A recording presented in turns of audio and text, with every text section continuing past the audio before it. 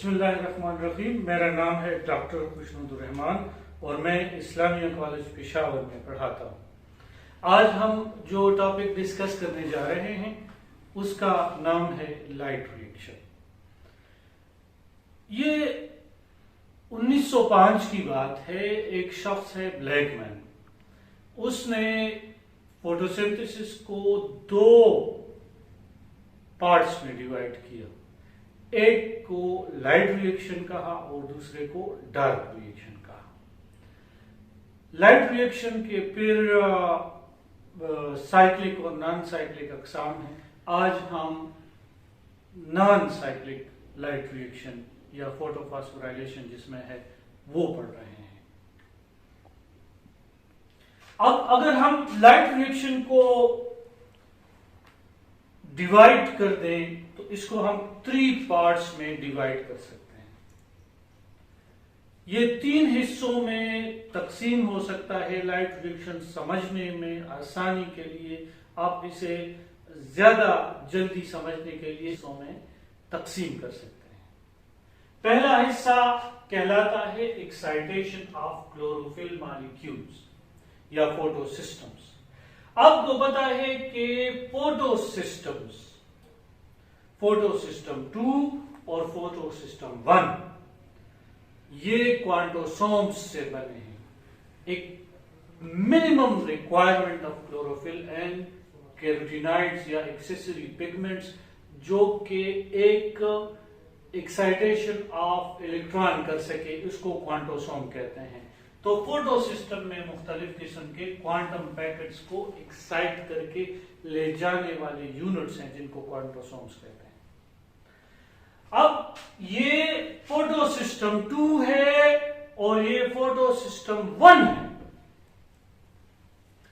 इन दोनों से एक्साइटेशन होनी है और इनसे इलेक्ट्रॉन जाने हैं।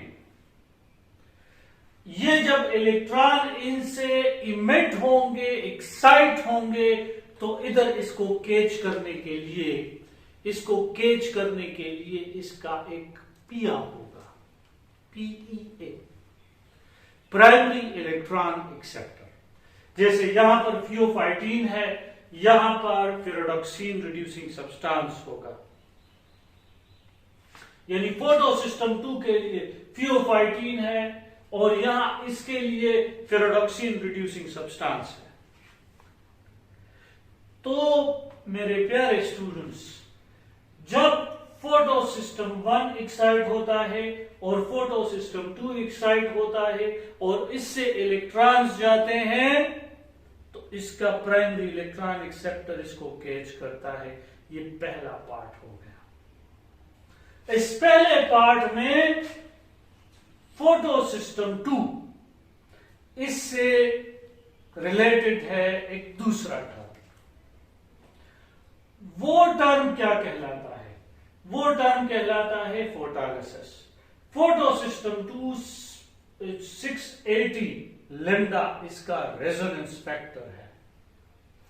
680 इसका रेजोनेंस फैक्टर है। इट मींस जब 680 पर इसका लैम्डा, इससे लाइट इतनी टकराएगी तो ये एक्साइट होकर अपने इलेक्ट्रॉन इमिट करेंगे और इसका 700 लैम्डा पर नैनोमीटर जो इसका लैम्डा है, ये जब एक्साइट होगा तो इसके प्राइमरी इलेक्ट्रॉन एक्सेप्टर के पास इसका इलेक्ट्रॉन पहुंच जाएगा।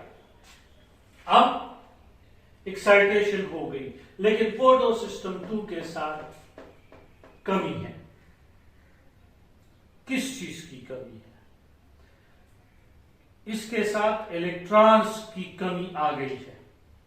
यहां पर इसके अंदर डिफिशियंसी पैदा हो गई है, that it is deficient in electron. अब ये इलेक्ट्रॉन ये कहां से पूरा करेंगे? ये इलेक्ट्रॉन आपको पता है कि सूरज जो है, सन is a 3.86 into 10 raised to power 24 वाट का एक बल्ब है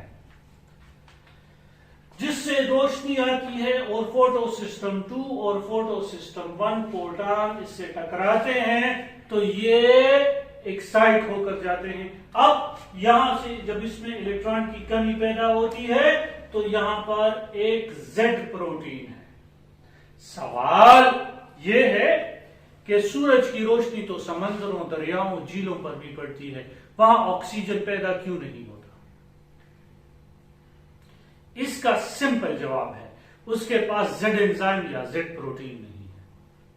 वो एंजाइम नहीं है जो हेल्स रिएक्शन करा सके, क्योंकि एंजाइम बायोलॉजिकल कैटालिस्ट होते हैं, इनकी मदद से रिएक्शन पॉसिबल होते हैं। तो यहां ये जेड प्रोटीन इसको इलेक्ट्रॉन दे देता है और कहता है I can do my work now. तो अब उसको इलेक्ट्रॉन बनाने होंगे, इसके लिए वो एक खास दूसरा पार्ट लाइट रिएक्शन का दूसरा हिस्सा, जिसको हम कहते हैं कि ये फोटोलिसिस है, हिल्स रिएक्शन है। अब यहां पर ये हिल्स रिएक्शन करता है तो 4H2O पहले 4 प्रोटॉन बनते हैं जो एक्साइट होकर चले जाएंगे और कीमी ऑस्मोसिस में काम आएंगे, एटीपी सिंथेसिस में काम आएंगे। 4 हाइड्रोक्सिल बनाकर 4 इलेक्ट्रॉन बना देंगे। अब 4 हाइड्रोक्सिल वापस मिलकर 2 H2O और 1 ऑक्सीजन बना देगा। इसीलिए कहते हैं कि प्लांट्स और लंग्स ऑफ नेचर, इसीलिए कहते हैं कि plants are lungs of nature. देखें, सांस भी इससे बन रही है, पानी से सांस बन रही है। वजअलना मिनल माइ कुल्लि शैइन हय, ये पानी से निकल रहा है। और plants are the lungs of nature, और जमीन में जितनी सांसें आ रही हैं ये प्लांट्स प्रोवाइड कर रहे हैं। और खुराक भी, कपड़े भी, शेल्टर भी, सब कुछ आपके इस पौधे से बनता है। और ये पौधा क्यों बन रहा है? क्योंकि वह अंज़लना मिनस समाई माअन व रिज़्क़न, ये रिस्क आसमानों से उतर रहा है। अब 2 वाटर अगर हम इसकी समरी कर दें तो 2H2O, 4 प्रोटॉन, 4 इलेक्ट्रॉन और 1 ऑक्सीजन मॉलिक्यूल। तो दूसरा हिस्सा हो गया। डियर स्टूडेंट्स, अब तक हमने 2 पार्ट्स पढ़े। पहला पार्ट हमने कहा कि इसके 3 हिस्सों में लाइट रिएक्शन को डिवाइड किया जा सकता है। पहला पार्ट है एक्साइटेशन ऑफ क्लोरोफिल।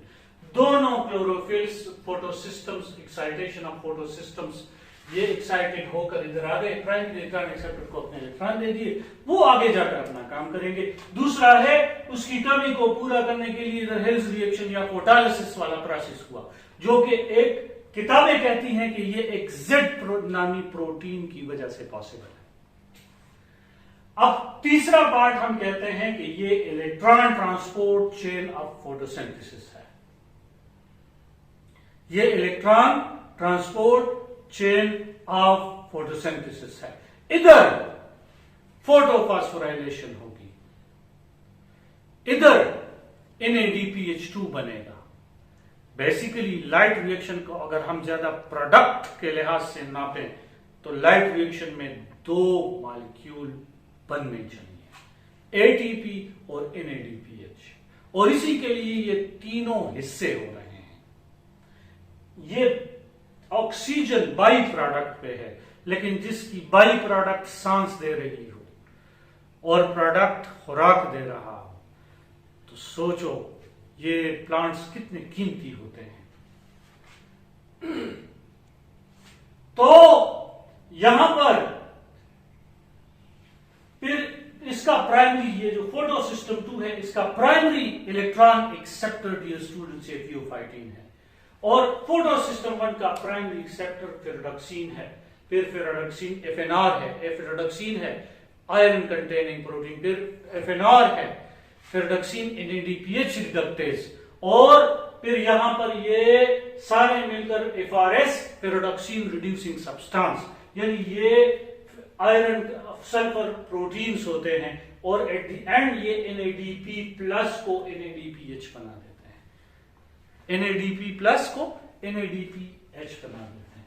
यहां से इलेक्ट्रॉन फ्लो करेंगे, पहले आएंगे QA में, एक इलेक्ट्रॉन लेता है। QB, ये स्पेशल क्विनोन होते हैं, आइसोप्रीनाइड क्विनोन्स, इसको आइसोप्रीनाइड क्विनोन कहते हैं। फिर ये प्लास्टो क्विनोन में आते हैं, यहां से cytochrome BF। Cytochrome BF basically cytochrome iron sulphur जो है साइटोक्रोम कहलाते हैं, उसको साइटोक्रोम कॉम्प्लेक्स कहते हैं।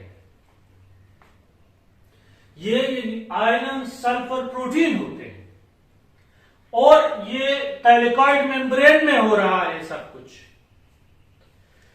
प्रोटॉन जमा हो रहे हैं ल्यूमन में। NADPH जो है वो बन रहा है स्ट्रोमा, ठीक है।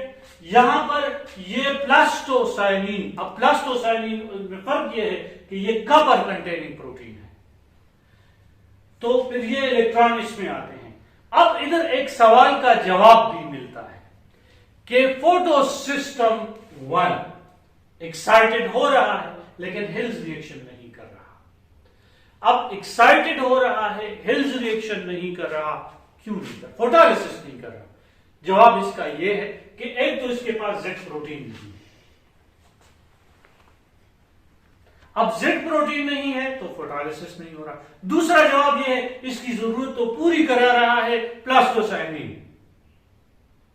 तो प्लास्टोसाइनिन इसको इलेक्ट्रॉन जैसे ये यूज करता है वो उसको दे देता है, तो इसको मेहनत करने की जरूरत नहीं है, फोटोलिसिस करने की जरूरत नहीं है कि ये अपने लिए ये चीजें करे, रिक्वायर्ड नहीं है, तो बस फिर इवॉल्व नहीं हुआ। इसको 1 इसलिए कहते हैं कि ये थाइलेकॉइड मेम्ब्रेन के बाहर मौजूद है, पहले डिस्कवर हुआ। दूसरे को 2 इसलिए कहते हैं कि वो थाइलेकॉइड मेम्ब्रेन के अंदर है, वो छुपा हुआ था, वो बाद में डिस्कवर हुआ।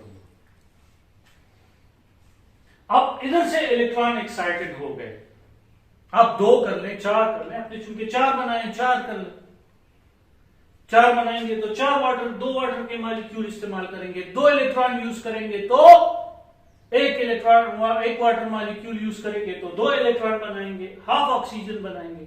ऑक्सीजन को पूरा बनाओगे तो 2H2O यूज करना पड़ेगा इस रिएक्शन में, फाइनल में। अब यहां ये आयरन सल्फर प्रोटीन और फेरोडक्सीन और ये सारा हो गया। यहां पर NADPH बना है, तो लाइट रिएक्शन नॉन साइक्लिक का प्रोडक्ट हमारे पास ATP आया। ATP बनते हैं ATP सिंथेज के जरिए से, ये बात याद रखें। इसको कीमियोस्मोसिस कहते हैं। जब प्रोटॉन फ्लो करते हैं ATP सिंथेज के जरिए से तो ATP बनते हैं। इसी को माइटोकॉन्ड्रिया में आपने F1 पार्टिकल कहा, क्योंकि माइटोकॉन्ड्रिया का पुराना नाम फीला भी है, ठीक है। आपने वैक्यूल में इसको V1 पार्टिकल कहा, आपने क्लोरोप्लास्ट में क्लोरोप्लास्ट के C की वजह से इसको C1 पार्टिकल कहा। तो जनरल जो समझने की बात है वो है ATP सिंथेज। अब ATP सिंथेज में ATP बना और इधर से NADPH बना, वो बाई प्रोडक्ट है। बाई प्रोडक्ट बना, इधर से जाकर ये डार्क रिएक्शन में सब मॉलिक्यूलों की मदर मॉलिक्यूल बनाएगी, जिसको mother molecule of all molecules, जिसको पीगेल कहते हैं। अक्सर हम मजाक में इसको पागल कहते हैं, और पागल तो कुछ भी कर सकता है। Means pigel can form any organic molecules. अल्लाह आपको खुश रखे। Have a nice day. Thank you.